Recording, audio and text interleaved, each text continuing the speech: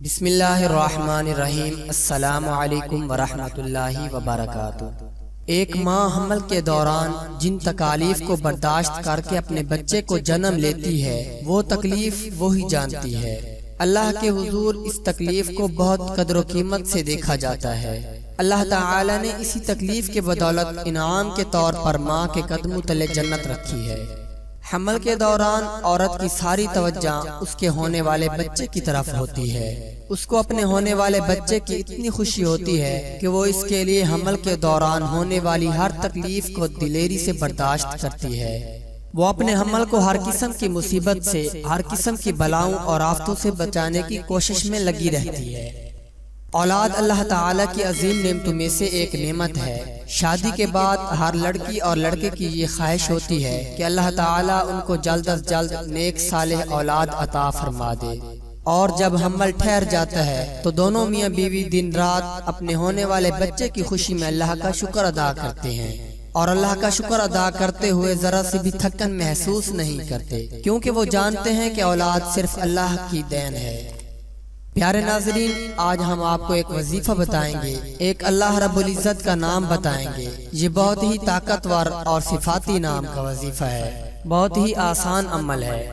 आपने हमल ठहरने के बाद रोजाना किसी भी वक्त ये वजीफा कर लेना है। इस वजीफे के लिए वक्त की कोई कैद नहीं, बेहद आसान तरीका है।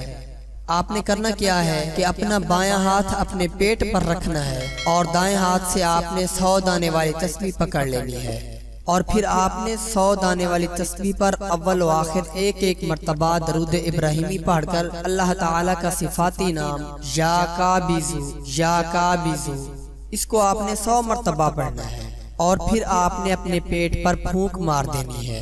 रोजाना इसी तरह आपने एक बार ये अमल करना है कि दाएं हाथ में तस्बीह पकड़नी है और बाएं हाथ को अपने पेट पर रखना है, और आपने अल्लाह पाक का सिफाती नाम 100 मर्तबा या काबिज़ु पढ़ना है। अव्वल व आखिर एक मर्तबा दरूद इब्राहिमी भी पढ़ना है।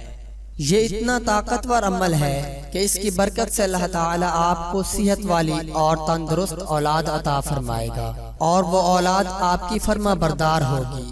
इंशाअल्लाह नेकी की राह पर ऐसे चलेगी जैसे हमारे प्यारे नबी हुजूर सल्लल्लाहु अलैहि वसल्लम ने तलकीन फरमाई है।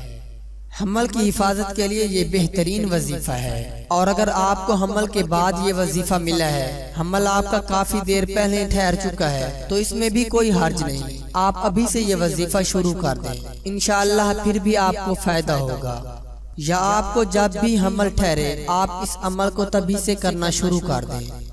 इस अमल में आपके ज्यादा से ज्यादा 2 से 4 मिनट लगेंगे, लेकिन इसका इतना बेइंतहा फायदा होगा कि आप और आपके देखने वाले हैरान रह जाएंगे।